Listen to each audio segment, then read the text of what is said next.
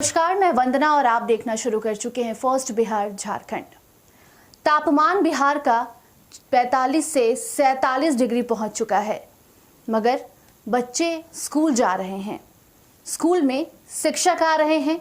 सुबह 6 बजे से दिन के 1:30 बजे तक बच्चों को पढ़ाना है, ये आदेश देते हैं हमारे बिहार के शिक्षा विभाग के अपर मुख्य सचिव के पाठक। अब खबर आ रही है कि बच्चे बेहोश हो रहे हैं, शिक्षक बेहोश हो रहे हैं, बच्चे अस्पताल में भर्ती हो गए हैं। आज की सिर्फ बात की जाए तो 50 से ज़्यादा बच्चों के बीमार और बेहोश होने की खबर सामने आई है। ये बेहद ही चिंताजनक है, लेकिन के पाठक इससे शायद अनजान हैं। इसीलिए इस भीषण गर्मी में भी वो अपना फैसला नहीं बदल रहे और बच्चे जो हैं वो अस्पताल में भर्ती हो रहे हैं।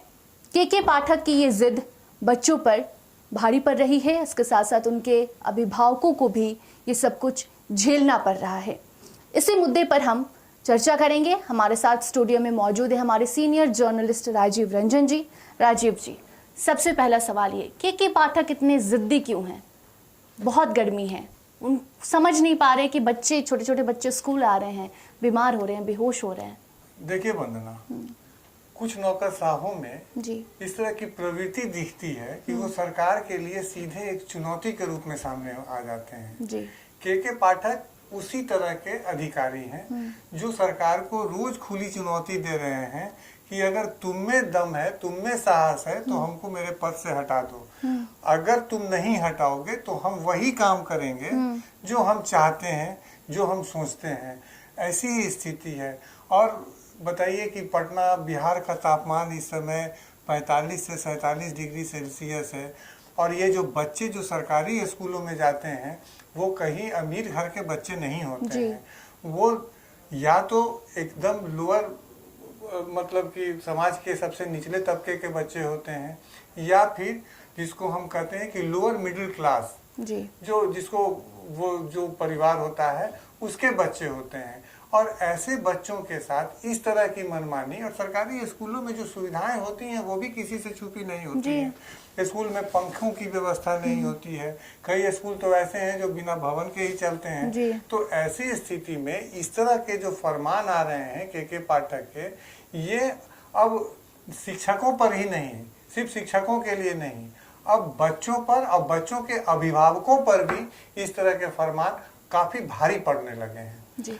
लगातार राज्य भर से खबरें आ रही हैं। कल देख रहा था मैं कि छपरा से भी खबर आई थी कि वहाँ भी 20 छात्राएं एक स्कूल में बेहोश हो गई।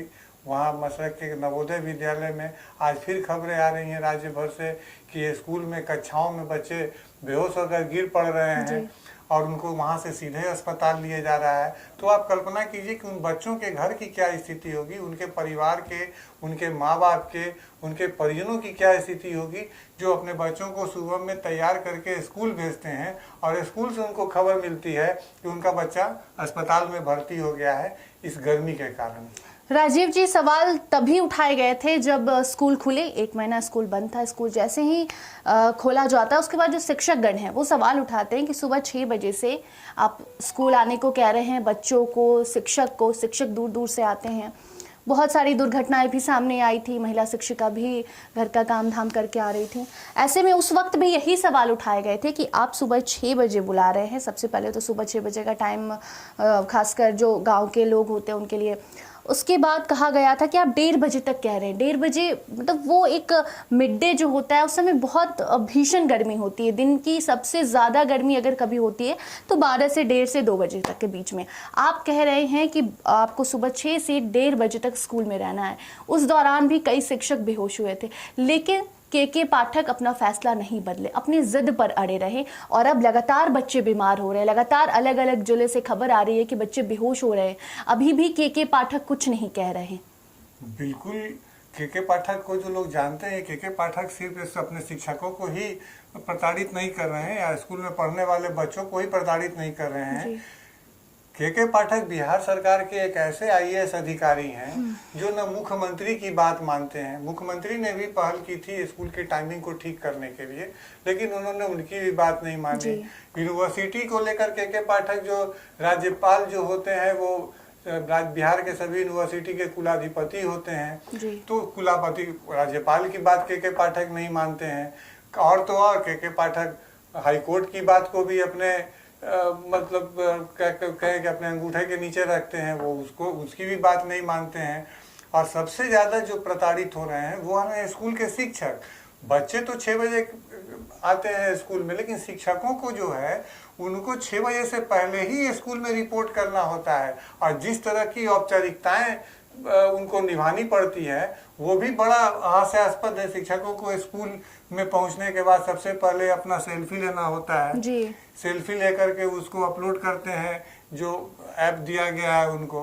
उसके बाद उनको उसके 6 बजे के पहले उनके अटेंडेंस रजिस्टर पर उनका साइन हो जाना चाहिए, और एक ग्रुप फोटो भी स्कूल से, वो सब जितनी प्रक्रियाएं हैं शिक्षकों की उपस्थिति की, यह सुबह 6 बजे से पहले पूरा कर लेना पड़ता है। अब आप इमेजिन कीजिए इस गर्मी के दिन में जो शिक्षक जिनका घर स्कूल से 4-5 किलोमीटर दूर है वो किस तरह पहुंचते होंगे। उनको सुबह 3:30 बजे ही उनको जाग जाना होता होगा, और वहां से उनकी दिनचर्या शुरू होती होगी। उसके बाद कई शिक्षकों के स्कूल में बेहोश होने की खबरें आ रही हैं कि वो शिक्षक पढ़ाते पढ़ाते बैठे बैठे अचानक बेहोश हो गए। तो इस तरह की भी खबरें लगातार आ रही हैं। तो के पाठक या तो शिक्षकों को वो अपनी ड्यूटी से एकदम विमुख कर देना चाहते हैं कि वो स्कूल में पढ़ाना ही छोड़ दें, या फिर वो बच्चों को के लिए वो सबसे बड़े विलेन के रूप में हैं कि जो बच्चे, और किसी बच्चे को अगर 6 बजे स्कूल पहुंचना है तो उसके माता पिता को सुबह उसी तरह से जगना होगा, फिर उसको स्कूल पहुंचाना होगा। तो और ये जो स्कूल है सरकारी, इनमें सुविधाएं किसी से छुट्टी नहीं है। कोई शिक्षक को कोई वहाँ पर स्कूल के आसपास कोई रेजिडेंशियल सुविधा नहीं मिली होती है, वो 4 किलो 5 किलोमीटर दूर 10 किलोमीटर दूर से स्कूल आते हैं जी। तो इस तरह जो के पाठक जो है वो कब सरकार के साथ उन्होंने खेल लिया, हाईकोर्ट के साथ खेल लिया, राज्यपाल के साथ खेल लिया, लेकिन अब उनका जो खेल है वो बच्चों और शिक्षकों दोनों के जान पर भारी पड़ने लगा है। जी राजीव जी, इस बात से इनकार नहीं किया जा सकता कि के पाठक जब से अपर मुख्य सचिव बनाए गए हैं शिक्षा विभाग के, तब से बहुत बदलाव देखने को मिल रहा है सरकारी स्कूल के शिक्षकों में, बच्चों में। बच्चे ज़्यादा जागरूक हो रहे हैं पढ़ाई को लेकर। पहले सिर्फ मिड डे मील खाने जाते थे, लेकिन ये जो बदलाव है ये एक टाइम तक ही ठीक है। अभी बहुत ज़्यादा गर्मी है। अब क्या लगता है कि अब जो ऐसे मामले आने लगे हैं कि के पाठक अब क्या कुछ एक्शन ले सकते हैं, क्योंकि राज्यपाल की भी वो बात नहीं मानते। देखिए अभी स्कूलों का स्तर सुधर गया है, ये कहना अभी बहुत जल्दबाजी है नेहा, क्योंकि के पाठक अभी कुछ दिन से इस तरह की तानाशाही रवैया अपना रहे हैं। जो बच्चों जो स्कूल का जब रिपोर्ट आएगी, बच्चों के रिजल्ट के बाद जो रिपोर्ट बिहार सरकार के पास आएगी, उससे पता चलेगा कि बच्चों को की शिक्षा व्यवस्था में क्या बदलाव आया है। लेकिन जिस तरह से आप बैठे बैठे जिस तरह के फरमान जारी किए जा रहे हैं, हम लोग भी स्कूल में पढ़ते थे, आप भी पढ़ती होंगी स्कूल में, तो गर्मियों की छुट्टी होती थी, गर्मियों की छुट्टी होती होगी, गर्मी की छुट्टी का बच्चे इंतजार करते हैं कि वो उनके मौज मस्ती का महीना होता है। तो ऐसे में अगर आप बच्चों का बचपन ही छीन लें, उनसे उनको खेलने का मौका न मिले, उनको मनोरंजन का मौका नहीं मिले, और बच्चों का मतलब ही सिर्फ पढ़ाई हो जाए, तो बच्चे पढ़ाई से विमुख भी हो जाते हैं। इस बार एक बात टोकना चाहूंगी राजीव जी, समर वेकेशन दिया गया था सरकारी स्कूल में, अभी स्कूल खोला गया है, लेकिन स्कूल जिस वक्त में खुला ये वक्त बहुत ठीक नहीं है, क्योंकि बहुत ज्यादा गर्मी है। समर वेकेशन आप पहले दे देते हैं, और अगर अभी गर्मी है तो आपको अभी देखना होगा कि बच्चे बीमार हो रहे हैं। वही बात मैं कह रहा हूँ कि आप जब गर्मी का ये हालत नहीं था, तो आप छुट्टी दे दिए। जब तापमान 35 डिग्री 36 डिग्री 34 डिग्री के आसपास था, तो आपने बच्चों को इस गर्मी की छुट्टी दे दी। वो असमय छुट्टी देना भी ये किस तरह का फैसला था। और जब अब तापमान 45 डिग्री 44 डिग्री से लेकर 47 डिग्री तक है पूरे राज्य में, और उस समय आप बच्चों को स्कूल बुला रहे हैं, तो इस तरह की जो टाइमिंग जो है, और वो भी आप देख रहे हैं राज्य में, पूरे देश में इस समय चुनाव का माहौल है, बिहार में भी शिक्षकों की भी चुनाव में ड्यूटी लगाई जाती है। तो इस तरह का दो तरफा मार जो है वो, और बच्चे बीमार पड़ रहे हैं। अब तो लगता है कि बच्चों के अभिभावक को भी सामने आना पड़ेगा अपने बच्चों की सेहत को लेकर के। जी अब के पाठक इस पर क्या कुछ एक्शन लेते हैं देखने वाली बात होगी, लेकिन के पाठक जो हैं वो काफ़ी ज़िद्दी हैं, ये हर कोई जानता है। हालांकि उनका जो ज़िद है वो कई मामलों में अच्छा भी साबित होता है। बेहतर जो सुविधाएं हैं वो सरकारी स्कूल में अगर वो करवा दे तो इस भीषण गर्मी में भी अगर बच्चे जाएं तो ठीक से पढ़ पाएंगे। लेकिन सरकारी स्कूल की जो सुविधाएं हैं वो किसी से नहीं छिपी। सरकारी स्कूल में पंखा तक ठीक नहीं होता, एक छोटे से कमरे में कई सारे बच्चे पढ़ रहे होते हैं। ऐसे में स्कूल में जब बच्चे पहुंच भी जा रहे हैं, उन्हें वहां वो सुविधा नहीं दी जा रही है, तो बच्चे बेहोशी होंगे। अब इसकी जिम्मेदारी के पाठक लेते हैं या नहीं देखने वाली बात होगी, क्योंकि लगातार बिहार के अलग अलग जिलों से ये मामले सामने आ रहे हैं। के पाठक उस पर अगर कोई एक्शन लेते हैं वो खबर भी आप तक हम जरूर पहुंचाएंगे। इस मुद्दे पर आपकी क्या राय है कमेंट सेक्शन में जरूर बताइए। हमारे साथ स्टूडियो में मौजूद थे हमारे सीनियर जर्नलिस्ट राजीव जी। अगले और भी कई मुद्दे के साथ आपके सामने हम हाजिर होंगे, तब तक के लिए धन्यवाद। पनोरमा ग्रुप, जो सोचता है वो करता है, आपके अपने सपनों का आशियाना।